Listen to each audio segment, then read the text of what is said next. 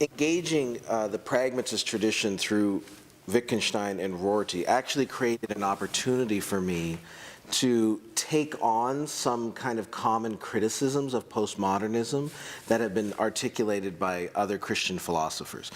The majority of Christian philosophers work within what we call the analytic tradition, or the Anglo-American tradition. And folks working in that school of thought are not very likely to read Martin Heidegger or Jacques Derrida, to be honest. But they do read someone like Richard Rorty, who is trained in their tradition, who kind of speaks their language. And so Richard Rorty, in many ways, has been kind of the poster child of postmodernism for North American critics and for Christian critics in particular. And there's good reason for that. Rorty is prone to say things that are puzzling, disconcerting, provocative.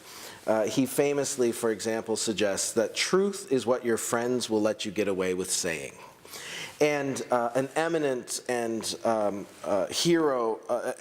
Christian philosopher and hero of mine like Alvin Plantinga sort of latches on to a claim like that. Truth is what your friends let you get away with saying, and says, wait a second, there's got to be something wrong going on here. That's clearly not an idea that Christians should embrace.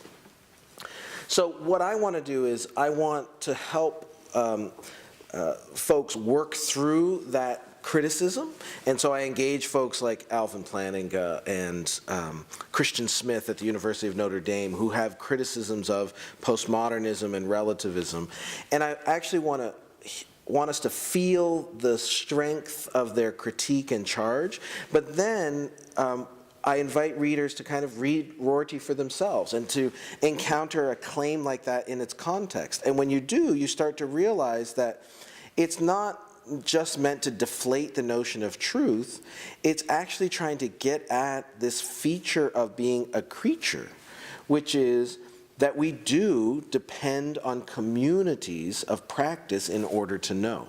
So that I don't think that provocative claim from Rorty is as disconcerting as we might think at first blush.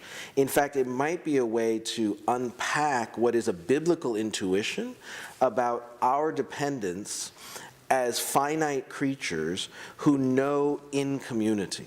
And so in that sense, I think a Rorty can be illuminating and give us eyes to appreciate themes in Scripture that have otherwise kind of fallen out of our purview.